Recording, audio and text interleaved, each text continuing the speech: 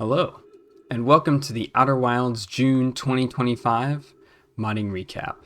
There's a few things we need to go over. A number of mods have released, there have been some big updates, and there's mod jam news, so very exciting stuff. Let's quickly go over the new mods that have released. There were 6 new mods this past month, bringing the total up to 347. Let's go over these real quick. The first one is called Diagonal Movement Unpatch by Thirst Third. A common game developer mistake is how to move when the player has forward directions. So if I actually switch the keyboard here, if I move forward, I'm moving forward at a pretty constant rate. If I move to the side, I'm moving at a pretty constant rate. Well, if I hold forward and left at the same time, something interesting happens.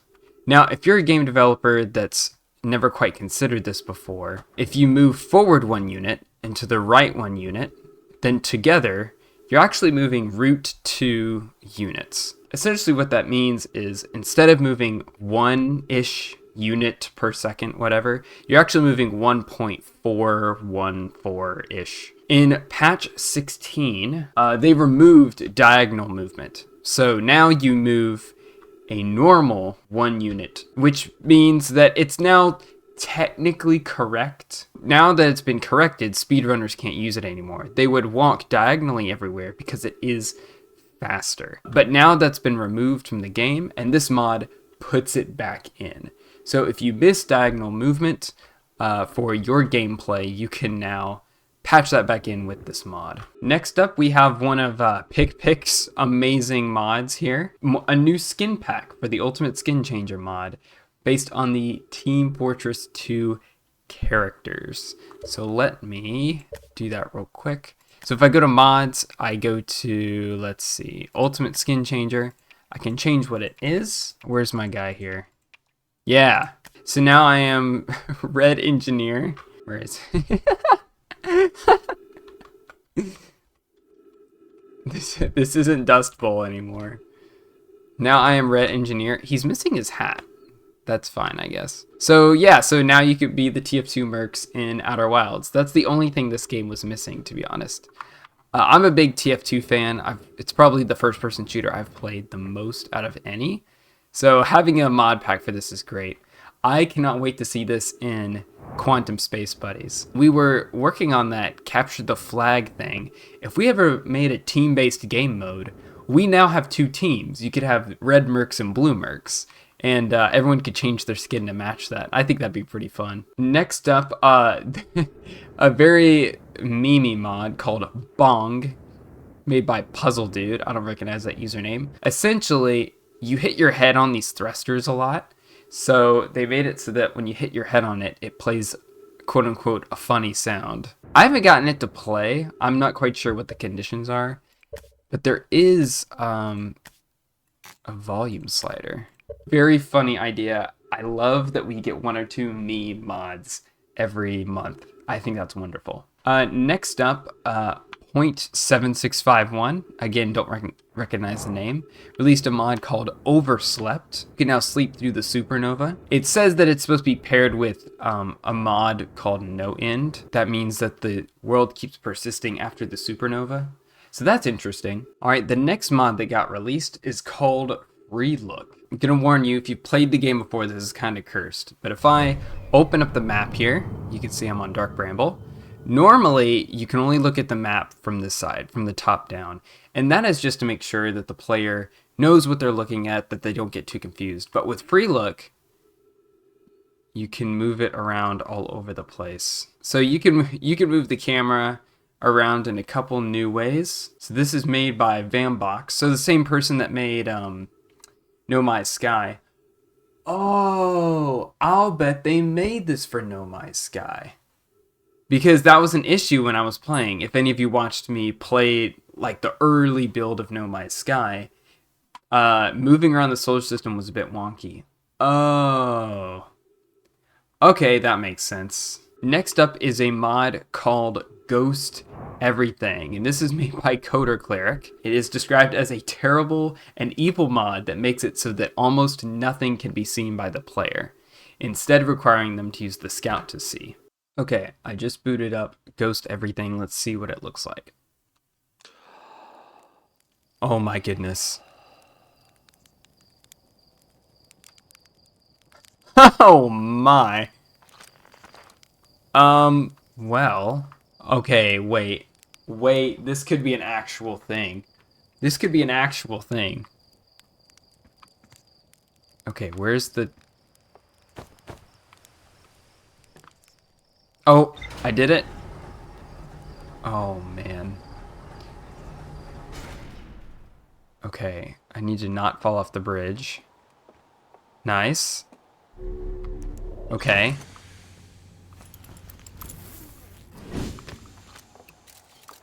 Oh my.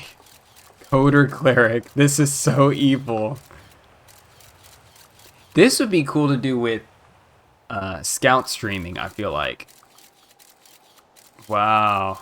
And also, this means any situation where you need to use your scout, it's going to be tougher to use your scout. Because you need your scout to see anything. What a crazy idea. Thank you so much for making this. I love it.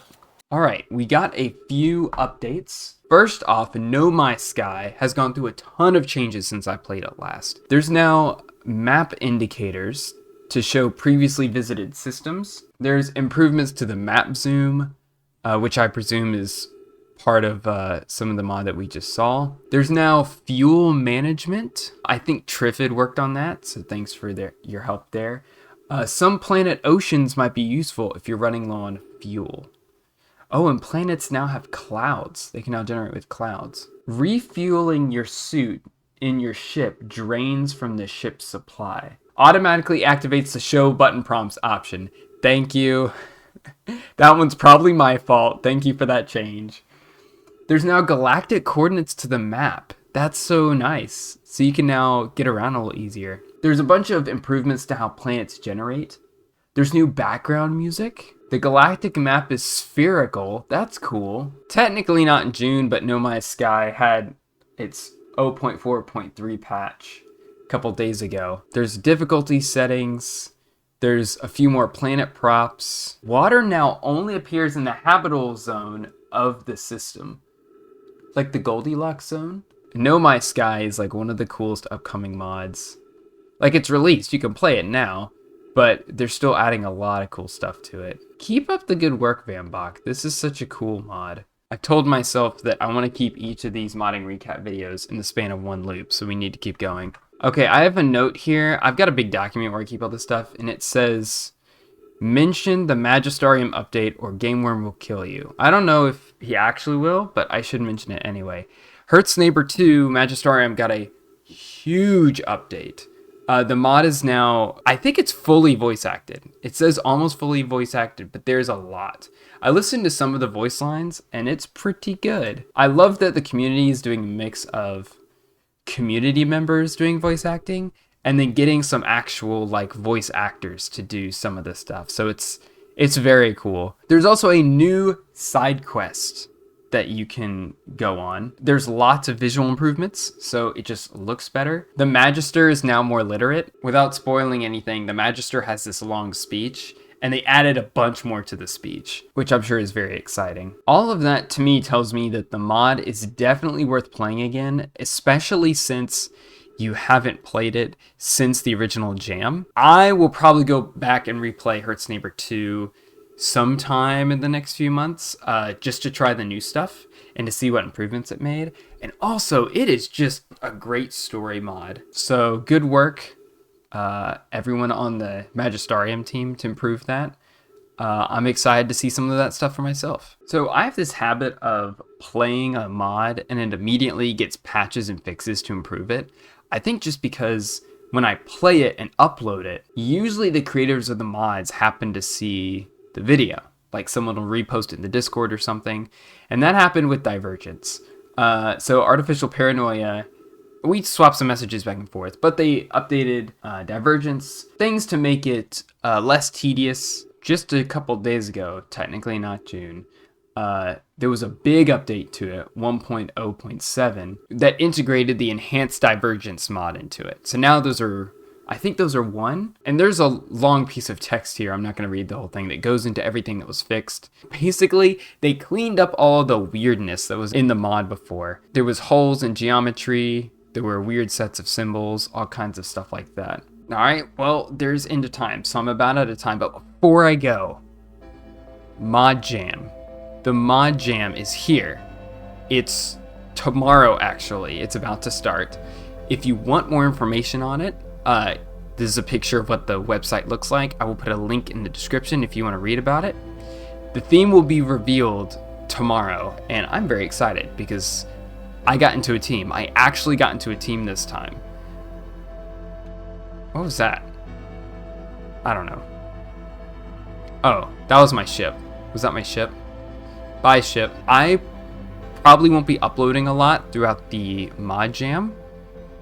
I apologize for that, but I'm just going to be busy working on that. If you want to participate or if you want more information, check the link in the description.